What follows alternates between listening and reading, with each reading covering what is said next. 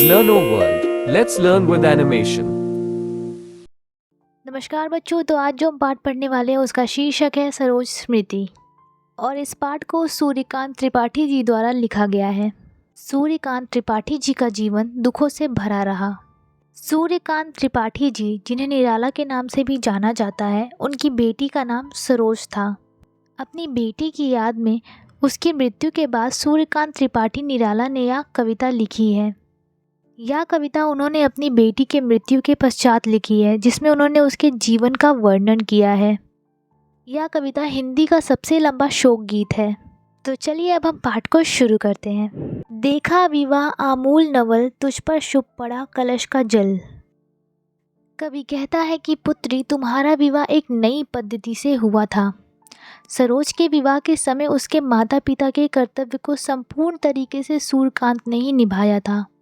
सरोज के विवाह के पहले उसकी माता का देहांत हो गया था, इसलिए जो कार्य माता को करना था वह कार्य भी सूर्यकांत त्रिपाठी निराला जी ने ही किया था, जैसे पवित्र कलश के पानी से नहलाने का कार्य। देखती मुझे तू हंसी मंद, होठों में बिजली फंसी स्पंद। कवि कहते हैं कि जब मैं सरोज पर पवित्र जल डाल रहा था तो वह मुझे हल्की मुस्कान के साथ देख रही थी और सरोज की मुस्कान को देखकर ऐसा लगता था कि मानो आसमान में बिजली चमक रही हो। उर में भर झूली छवि सुंदर, प्रिय की अशब्द श्रृंगार मुखर। कवि बताते हैं कि स्मृति की आंखों में उसके पति की एक सुंदर छवि दिख रही थी और यह बात साफ साफ तुम्हारे किए गए श्रृंगार द्वारा पता चल रही थी। स्मृति की हल्की हल्की मुस्कुराहट देखकर उन्हें अपनी पत्नी मनोहरा देवी की याद आ जाती है और अपनी बेटी स्मृति के श्रृंगार में उन्हें अपनी पत्नी का रूप दिखाई देता है। तो खुली एक उच्छ्वास संग, विश्वास स्तंभ बद अंग अंग। सूर्यकांत त्रिपाठी का कहना था कि जिस तरह हल्की हल्की सांस लेने से पूरे शरीर में फैलती है, उसी प्रकार सरोज का सौंदर्य उसके अंग अंग में फैल रहा था। नैनों से आलोक उतर, कापा अधरों पर थर थर थर। स्मृति अपने विवाह के दिन शर्मा रही है और वह शर्म उसकी आंखों में चमक रही थी और उसकी चमक के कारण उसकी स्मृति के होठों पर एक हल्की सी मुस्कान झलक रही थी। देखा मैंने वह मूर्ति ढीठी, मेरे बसंत की प्रथम गीति। कवि सरोज की तुलना एक मूर्ति से करते हैं। स्मृति को देखकर सूर्यकांत त्रिपाठी निराला को अपने पहले बसंत गीत की याद आ जाती है। जिस गीत की सूर्यकांत त्रिपाठी निराला को याद आती है, वह गीत उन्होंने सबसे पहले मनोहरा देवी के साथ गाया था। इसी वजह से सरोज को देखकर उन्हें मनोहरा देवी की याद आ जाती है। श्रृंगार रहा जो निराकार, रस कविता में उच्च व सिद्धार। उनका कहना था कि उन्होंने उस कविताओं में संपूर्ण विश्व की सुंदरता को दर्शाया था। जो भावना उन्होंने अपने गीतों में लिखी थी, वही भावना आज रस बनकर सरोज के विवाह के दिन सूर्यकांत त्रिपाठी निराला को दिख रही थी। गाया स्वर्गीय प्रिया संग, भरता प्राणों में राग रंग। वो कहते हैं कि पुत्री सरोज का श्रृंगार ऐसे लगता है कि जैसे वह श्रृंगार गीत हो, जो उन्होंने अपनी स्वर्गीय पत्नी मनोहरा देवी के साथ गाया था। और जो गीत उन्होंने अपनी स्वर्गीय पत्नी मनोहरा देवी के साथ गाया था, वह गीत उनके मन में रंग का उत्साह भर देता है। रति रूप प्राप्त कर रहा वही, आकाश बदलकर बना मही। कवि कहते हैं कि सरोज का श्रृंगार रति के समान लग रहा था।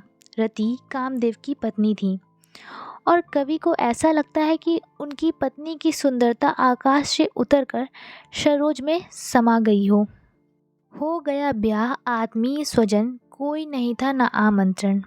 था भेजा गया विवाह राग, भर रहा न घर निशी दिवस जाग। प्रिय मौन एक शांति भरा, नवजीवन के स्वर्ग पर उतरा। हो गई शादी। सरोज की शादी में किसी भी रिश्तेदार को नहीं बुलाया गया था। विवाह के समय कोई भी प्रथा नहीं निभाई गई थी, ना तो गीत गाए गए थे, ना ही विवाह में कोई चहल पहल थी। बस चारों तरफ मन की खुशी थी। माँ की कुल शिक्षा मैंने दी, पुष्प सेज तेरी स्वयं रची। कवि अपनी स्वर्गीय पुत्री सरोज को संबोधित करते हुए कहते हैं कि पुत्री के विवाह के समय जो एक शिक्षा माँ देती है, वह शिक्षा भी मैंने ही दी। सोचा मन में वह शकुंतला, पर पाठ अन्य यह अन्न कला। शकुंतला महाकवि कालिदास के नाटक अभिज्ञान शकुंतला की नायिका थी। सरोज के विवाह के समय कवि को शकुंतला की याद आई, क्योंकि महर्षि कर्ण ने शकुंतला के विवाह के समय उनको एक शिक्षा दी थी। उसी प्रकार निराला जी ने भी सरोज के विवाह के समय उसको शिक्षा दी थी। शकुंतला की माँ ने उन्हें अपनी इच्छा अनुसार छोड़ा था, परंतु सरोज की माँ की मृत्यु हुई थी। कुछ दिन रह गृतु फिर सबोध, बैठी नानी की स्नेह गोद। विवाह के पश्चात कुछ दिन घर में रहकर सरोज अपने नाना नानी के घर चली गई। उस घर में स्मृति को नाना नानी के साथ ही मामा मामी का भी प्यार मिला। मामा मामी का रहा प्यार भर जलद धरा को ज्यों अपार। वे ही सुख दुख में रहे न्यस्त, तेरे हित सदा समस्त व्यस्त। मामा मामी स्मृति पर प्यार की वर्षा इस तरह करते थे जिस तरह आकाश धरती पर जल की वर्षा करता है। ननिहाल में भी सरोज के सुख दुख का ध्यान रखा जाता था। आ लता वहीं की जहाँ कली, तू खिली स्नेह सी हिली पली। अंत भी उसी गोद में शरण, ली मुदे दृग वर महामरण। कवि कहते हैं कि सरोज जिस लता की कली थी, उस लता का पालन पोषण भी उसकी माँ ने ननिहाल में ही किया। सरोज अपने ननिहाल में बड़ी हुई और अपने ननिहाल में ही उसकी मृत्यु हो गई। मुझ भाग्यहीन की तू संभल, युग वर्ष बाद जब हुई विकल। दुख ही जीवन को कथा रही, क्या कहूँ आज जो नहीं कही। सूर्यकांत त्रिपाठी निराला का कहना है कि मैं तो हमेशा से ही भाग्यहीन था। उनकी पत्नी ही उनका एकमात्र सहारा थी, परंतु उनकी मृत्यु के बाद उनका जीवन दुखों की एक कथा बन चुका था।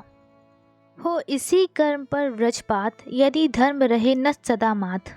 इस पथ पर मेरे कार्य शकल, हो भ्रष्ट सीत के से सतदल।